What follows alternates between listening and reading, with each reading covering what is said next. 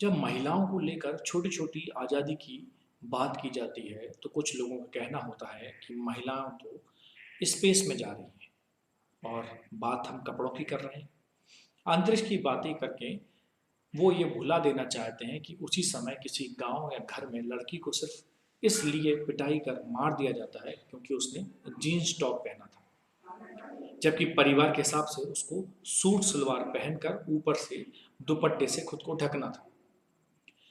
बात है 22 जुलाई 2021 को यूपी के देवरिया में 17 साल की नेहा पासवान को उसके घर में उसके चाचा और दादा ने मार दिया, सिर्फ इसलिए कि दादा और चाचा को लड़की का जीन्स पहनना पसंद नहीं था। इस संदर्भ में उत्तराखंड के पूर्व मुख्यमंत्री तीरथ सिंह रावत का भी बयान याद कर लीजिए, जिसमें वो कहते हैं कि रिप्ड जीन्स पहनने वाली महिलाएं बच्चों को क्या संस्कार दे सकती हैं। मतलब उनका कहना था कि वो माँ अच्छी नहीं होती जो ऐसी जीन्स पहनती है। नेताओं मंत्रियों के ऐसे बयान लाखों हजारों करोड़ों लोगों के लिए बहुत महत्व रखते हैं, जो उनको अपना आदर्श मानते हैं।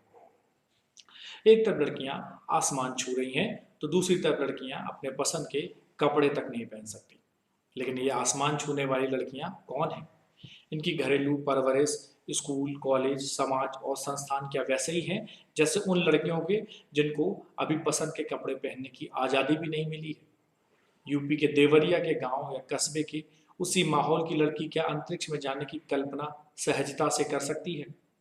क्या इस कल्पना को वास्तविक पंख लग सकते हैं? साफ तौर पर मेरा जवाब है नहीं। हालांकि ऐसा भी नहीं है कि अमेरिका के पश्चिम में ही महिलाओं के लिए सब कुछ ठीक चल रहा हो। ऐसा भी नहीं है कि अंतरिक्ष से जुड़ी औरतों को पुरुष वर्चस्व से जूझना नहीं पड़ता हो।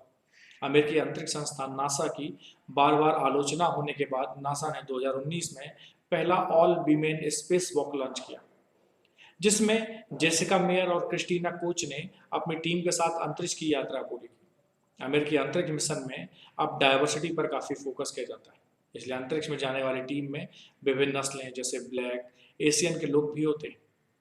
जेंडर विविधता का भी ध्यान रखा जाता है। कल्पना चावला के अंतरिक्ष यात्रा में जाने को इस संदर्भ में देखा जाना चाहिए।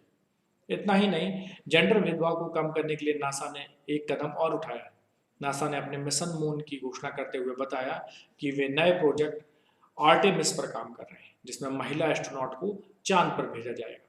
चांद की पहली यात्रा नील आर्मस्ट्रॉन्ग और उनकी टीम ने अपोलो 11 मिशन के तहत 1969 में की थी। उस 3 सदस्यीय टीम में कोई महिला नहीं थी, यानी ये नहीं कहा जा सकता कि अंतरिक्ष मिशन और उस पर काम कर रहे संस्थान में पैट्रियार्की मतलब पुरुष वर्चस्व नहीं है। स्पेस जाने वाली पहली महिला वेंटेलिना टेरेस्कोवा थी, जो रूसी थी। वो 1963 में अंतरिक्ष यात्रा पर गई थी। अब तो औरतें जो चाहें कर सकती हैं, और जो वे नहीं कर रही हैं इसके लिए वो खुद जिम्मेदार है। इस तरह की दुहाई देकर लोग भारतीय वास्तविकता की अनदेखी करना चाहते हैं, जहाँ स्त्रियों को बराबरी तो दूर की बात है, सामान्य मानवाधिकारों के लिए भी जूझना पड़ता है।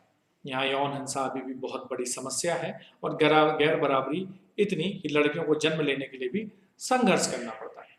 महिलाओं के प्रति हो रहे भेदभाव को छुपाने के लिए उन्हें लिबरेटेड और एम्पावर्ड बताने को ब्रिटिश जर्नलिस्ट और लेखक हेलन लेविस ने अपनी किताब डिफिकल्ट वुमन में फील गुड इंस्पिरेशन कहा है, जिसका मतलब है कि महिलाओं के अचीवमेंट दिखाकर उनके साथ हो रहे भेदभाव को ढकने की कोशिश की गई।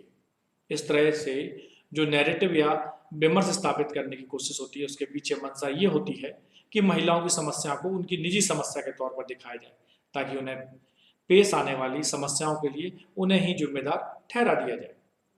इसी तरह का माहौल मीराबाई साइखोम चानू के ओलंपिक जीत के बाद बनने लगा।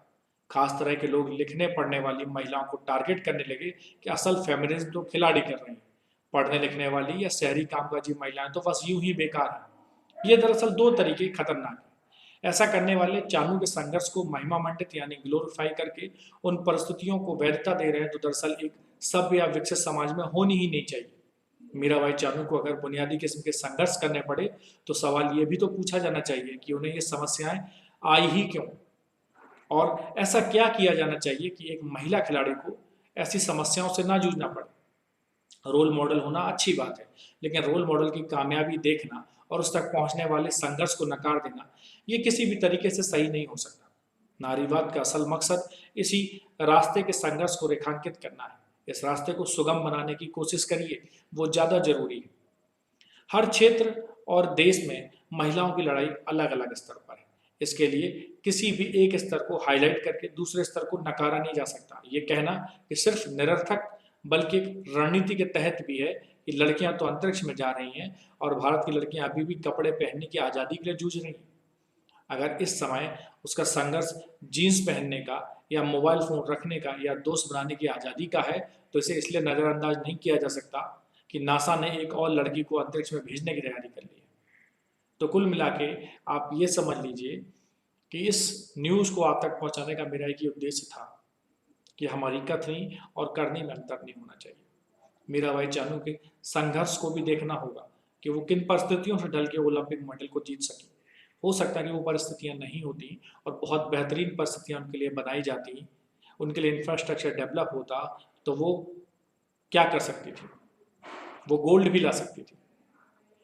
तो एक तरफ आप एक उनकी सफलता को दिखाकर उनके पीछे, उस सफलता के पीछे कितना दर्द था, उसको मत छुपाइए। तो उम्मीद करता हूँ वीडियो आपको पसंद आया होगा।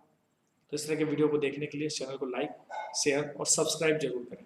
नमस्कार, जय हिंद।